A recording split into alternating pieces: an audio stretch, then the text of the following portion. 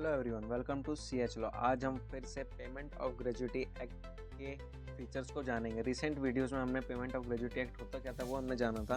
आज हम इसके सेकेंड फीचर्स को देखते हैं। चलिए स्टार्ट करते हैं। तो सबसे पहले हम देखते हैं कि पेमेंट ऑफ ग्रेजुएटी एक्ट की एप्लीकेबिलिटी किस किस में रहती है।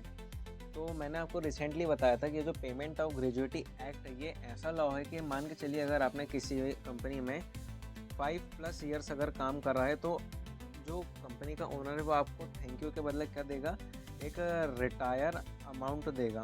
जो अमाउंट कितना होगा, 20 लाख प्लस होगा। ठीक है।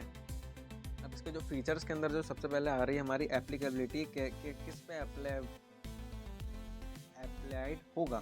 तो सबसे पहले दिस एक्ट में रन वेयर 10 और मोर एम्प्लॉयज़ वर्क। ये एक्ट वहाँ चलेगा जहाँ 10 या उससे ज़्यादा मजदूर लोग काम करते हैं। एम्प्लॉयर का मतलब ये होता है जो फॉर एग्जांपल अगर मान के चलिए एक अगर घर बनवा रहे हैं तो जो ठेकेदार रहता है जिसको अपन पूरा ठेका देते हैं तो उसको अपन एम्प्लॉयर बोलते हैं। वो जो मजदूर रहते हैं उनको हम क्या बोलते हैं, एम्प्लॉयज़ बोलते हैं, है ना। नेक्स्ट हम देखते हैं एलिजिबिलिटी क्या है। तो इनकी एलिजिबिलिटी है the employ has to do at least 5 years of continuous service for gratuity. अब मान के चलिए अभी रिसेंटली मैंने आपको बताया कि अगर उनको ग्रेजुएटी चाहिए तो उनको कितने साल काम करना चाहिए, मिनिमम 5 ईयर्स रहना चाहिए, ना 4.5 ईयर्स ना 3.5 ईयर्स। उसका कंप्लीट ड्यूरेशन कितने का है, 5 ईयर्स का है। नेक्स्ट हम देखते हैं payment on certain event. It means that when is gratuity given, it will be given either at retirement or resignation, superannuation or death or and disability। इसका मतलब ये है कि जो हमारा जो पेमेंट ऑफ ग्रेजुएटी का जो ग्रेजुएटी जो हमारे पास मनी रहता है वो कब हमको दिया जाता है, उसमें एक सर्टेन इवेंट होता है कि भाई ये अगर इवेंट होगा जब भी आपको पैसे मिलेंगे, अदरवाइज पैसे यहाँ पे नहीं मिलेंगे। तो इवेंट क्या है, या तो भाई आप रिटायर हो गए, आपने कई साल वहाँ पे काम कर दिए, या आप 5 साल वहाँ पे काम कर दिए पर आप वहाँ से रेजिग्नेशन ले रहे हैं, कहीं और काम पे जाना है आपको, डेथ हो गई है आपके परिवार में किसी की, तो उसके जो लीगल रिप्रेजेंटेटिव उन्हें इस बात का फ़ायदा मिलेगा। और नेक्स्ट हमारा आता है डिसेबिलिटी। डिसेबिलिटी बोले तो डिसेबिलिटी का मेन ये है कि हाथ पैर टूट जाना, बट इसमें एक कंडीशन ये है कि भाई आप ऑलरेडी उनके पास काम कर चुके हैं, उन्हीं के पास काम करते करते आपको कोई डिसेबिलिटी हो जाती है तो इसमें जाएगा पेमेंट ऑफ सर्टेन रीज़न, यहाँ पे टोटली ये कवर हो रहा है। नेक्स्ट हम देखते हैं अमाउंट ऑफ ग्रेजुएटी कैसे कैलकुलेट की जाती है। तो सबसे पहले इसका एक फार्मूला है, फार्मूला हम देखते हैं।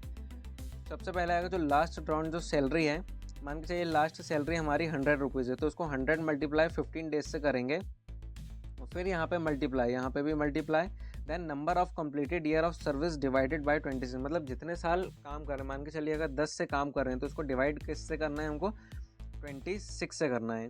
देन जो भी हमारा आएगा फिर उसके बाद वो ग्रेजुएटी इनकम को दिया जाएगा। ये जो हमारा 20 लाख प्लस वाला जो अमेंडमेंट है वो जैसे ही एक्ट बना उसके बाद एक जो अमेंडमेंट हुआ तब उसमें इसका जिक्र हुआ कि भाई 20 लाख से ज़्यादा इसमें ग्रेजुएटी यहाँ पे देना कंपलसरी होना चाहिए।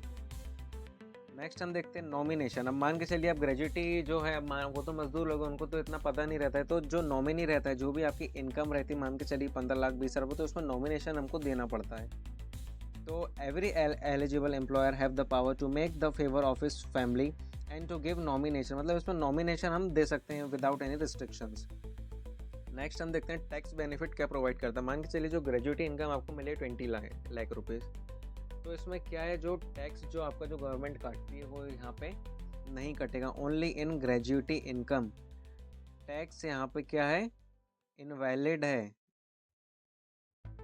ठीक है।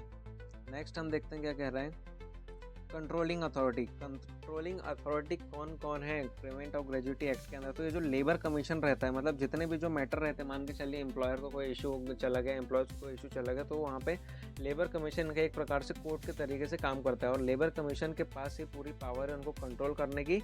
और लेबर कमीशन जो वर्क करता है ब्रांच ऑफ द लॉ के पार्ट में भी वो वर्क करता है। नेक्स्ट हम देखते हैं सोशल सिक्योरिटी नेचर। इसका मतलब ये है this act must provide the social security benefit for employ because for after the retirement and death of employ the family must have the financial support. इसका मतलब ये है कि मान के चलिए जो हमारा सोशल सिक्योरिटी है एक प्रकार का सोशल सिक्योरिटी का बेनिफिट प्रोवाइड करता है, ताकि एम्प्लॉय की रिटायरमेंट के बाद मान के चलिए उसकी डेथ हो जाती है और उसके डेथ के बाद उसके फैमिली के लिए क्या रहा है, एक प्रकार का फाइनेंशियल सपोर्ट को प्रेफर करता है ये।